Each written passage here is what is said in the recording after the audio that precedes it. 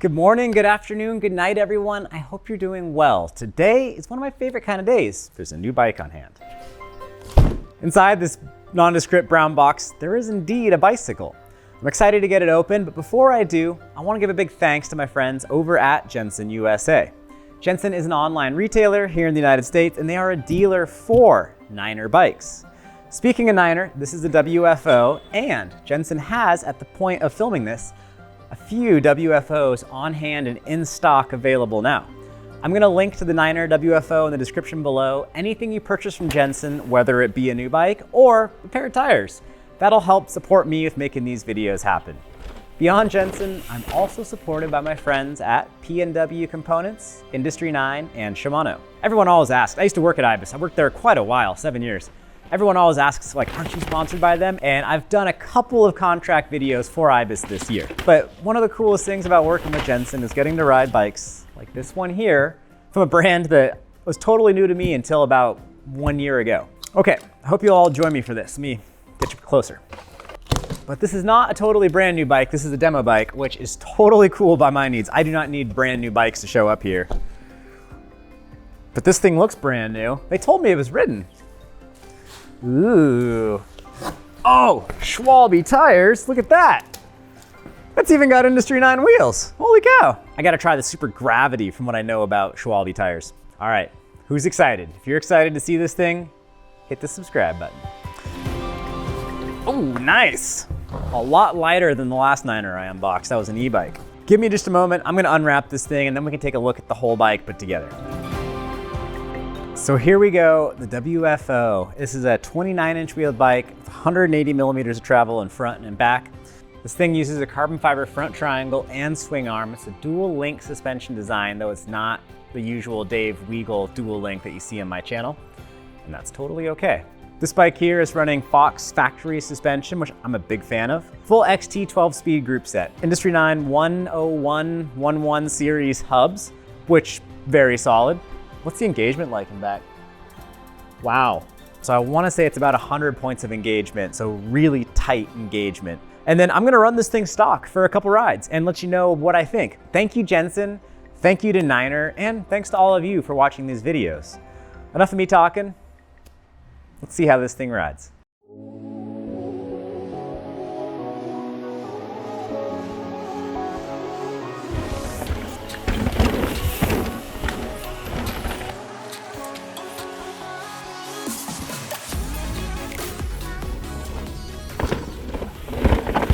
Yeah, ride one was actually really good. So the Niner's got a very different feel, very different than the other bikes I've been juggling in my quiver recently. So don't look at the travel number. The geometry of this thing is surprisingly nimble and playful. It's a short front end. It's not super tiny short, but it's easy to get the front end up, and then it's really easy to get the bike airborne. It's easy to boost jumps. I wasn't expecting that because I made the mistake of looking at the travel numbers. Don't want to look at those, look at the geometry. The way this thing feels on the trail, straight lines, it eats things up. It has a pretty good progression to the completely stock suspension setup. I would pump this thing and try to boost jumps with it, and I'll try a volume reducer in the X2, but yeah, it doesn't like desperately cry for one. So this is a really nice change of pace. A lot of stock bikes are just bottoming on the takeoffs and the landings, the jumps, as well as every corner. This thing's been good that way, which is cool. Lately, I've been using one natural jump to kind of judge how much a bike can actually jump. And this jump, it's pretty tricky to get to backside. And I could get to backside on the Rocky Mountain altitude without too much struggle. That bike was real progressive and boosted nice. On the Ibis Ripmo, I don't know if I've ever quite cleared it on the Ripmo. Come close. On the Ripley, I can't get enough speed for it because you gotta just pump a ton, and the Ripley's kind of getting a little sketchy. On the Niner, second try, I was able to clear the jump proper, so props to Niner. This is the first time I've ridden CVA without a 30-pound electric drivetrain attached to it, and it's legit. It's straight up legit. Getting it off the ground, getting it floaty so you can pop on single track. It does that stuff nicely, really nicely, which is cool. I like it when test bikes are fun to ride. I'm gonna make a few changes to this thing probably tomorrow, and then we'll take you all with us as we go find some other trails and keep testing out the Niner WFO.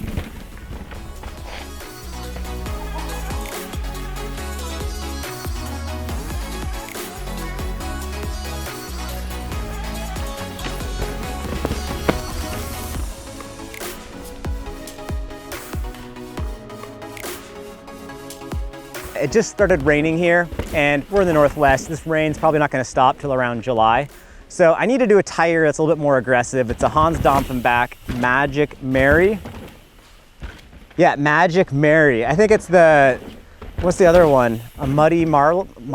Muddy Mary? I don't know. There's a muddy version that would probably work better for these conditions, but the compounds of these tires feels pretty hard. It's called soft, but just about any wet route and I would slide out way quicker than I would on the Ascais that are on the rest of my bikes. So I'm gonna swap the front tire to an Ascai, and because we just hit the wet season and this bike is pretty rowdy, I'll probably do a DHR and back, or maybe, thanks to all of your feedback, a Dissector. We'll see.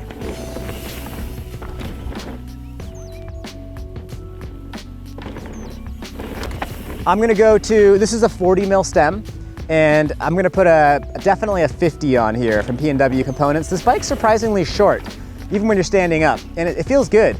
It feels not that different than like the Ripmo, for instance, maybe a little shorter than the Ripmo. And I've actually got a 50 on the Ripmo as well. So I'm looking forward to the 50 on here.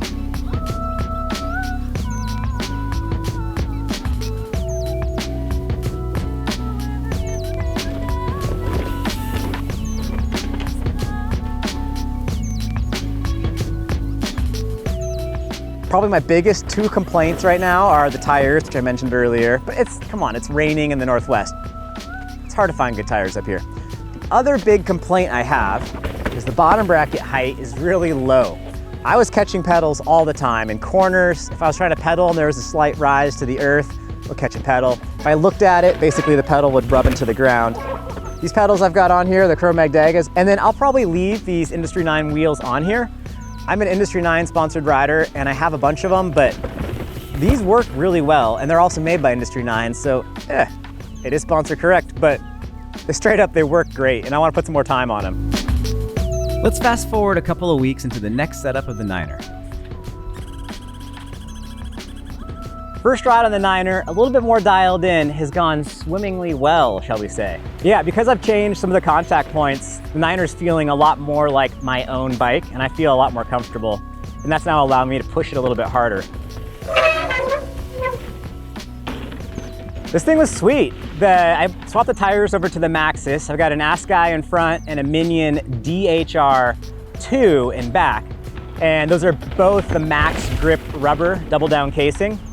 Those tires worked so good for how wet and slippery it is. It really impressed me. I kept thinking the back tire was gonna break out and slide through corners, and it took a lot to get it to only kind of lose traction. That tire's killer for right now.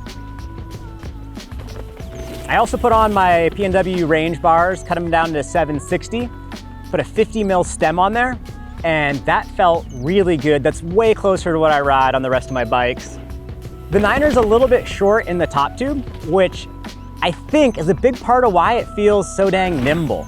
So just as the Orbea Occam rides as though it has less travel than the 150 it comes with, the Niner, it has like a little bit of that trait to it, where it's a lot more nimble and easy to get off the ground than you'd think a bike with so much travel would be. But yeah, I keep surprising myself at how easy it is to boost with this thing. We found a jump out of a berm that, you know, it's not super hard to clear or anything, but the Niner, I feel like I was going noticeably higher than when I hit it on my last couple of bikes. So there's a couple of like really pointless lines I like to do that involve a little bunny hop. And yeah, I did not think a 170, 180 travel bike will be able to bunny hop that easily and get over that stuff. But it has no problem accelerating from a dead stop and then pulling up and jumping. It pulls it off really well. I really like that about this bike. It's easy to get off the ground, easier than the DW Link, easier than the Delta Link on the offering. I like where this is all going. I threw on a P&W Loam dropper post and a WTB Volt 142. I think I'm running 175 drop. Feels so much better than the 150 stock drop. I would run 200, but it doesn't fit with that seat tube.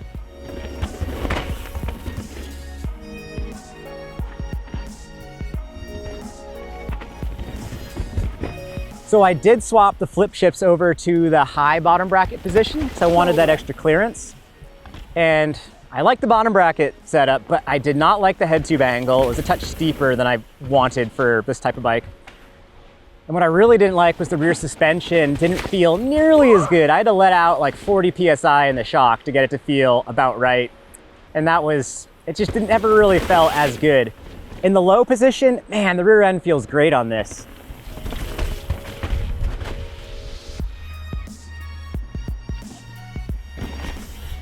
When you push into the Niner, it doesn't accelerate quite as quick as the Yeti, but that could be related to the amount of travel. At the same time, the Niner through the wet roots, when you're just kind of charging, it lets you get away with a pretty funky line choice. And that extra travel, I think, helps with traction when it's this sloppy. All right, the rain's getting more intense, so we're gonna put on our hoods and rally out of here.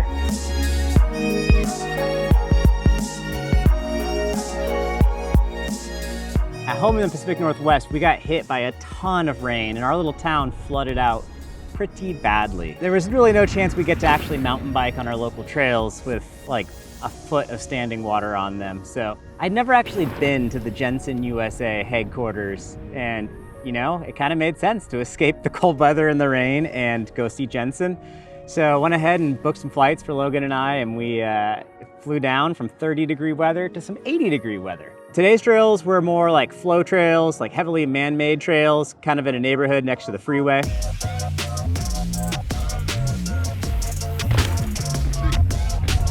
Of course, everyone's gonna give me smack for talking about how a bike rides, when of course all I ever do with a bike is just a wheelie. But I gotta say, it wheelies pretty nicely. Landing, lanual into wheelies, the thing is nicely supportive. I haven't even added a volume reducer into the X2 shock yet. I was chatting with Kyle Warner and he said that he has indeed added some volume reduction to it. And you know, like without, the thing is not bottoming too easily, and doing the lanuals, it felt plenty supportive. So yeah, kudos to Niner for the leverage rate in the low bottom bracket position. It feels pretty good. And a lot of times those lanual moves, that's when you'll really notice if a bike's too linear and bottoms out too easily. This is a very unique bike.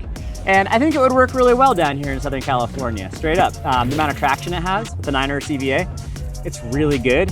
I don't know how much of it's the suspension, how much of it's the tires, because those tires have been really impressing me. But yeah, the suspension works well.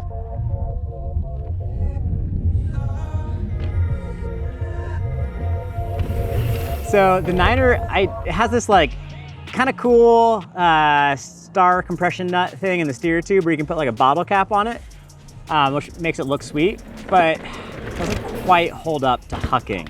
And so I've been dealing with a loose headset, like do a big jump, boom, all of a sudden loose headset. And I mean, this poor headset's trying to do a lot. It's got a 29-inch 180 travel Fox 38 fork attached to it. So that little headset's heavily leveraged. Headset does not want to stay tight. If this was my personal bike, I would immediately throw a regular traditional star nut into the steer tube rather than the cool bottle cap type that's in there. Do we have any other issues with the bike? So far the headset's been the biggest holdup, and that's just really that compression device isn't quite up to the mustard. But yeah. I want to give a big thanks to Jensen USA for making this whole opportunity possible. Niner loaned me this bike, but Jensen lined everything up and helped make it happen. Jensen sponsored this, so huge thanks to Jensen. We toured the Jensen warehouse this morning for the first time for me ever. And I was very impressed at how big, how well organized it is, and what a professional operation they have going. Everyone is super nice there too. But we saw a ton of Niners in stock, and they are available now. So if you're looking for a longer travel enduro bike that's pretty capable, and if you have an active riding style, you like to jump, WFO could be right up your alley.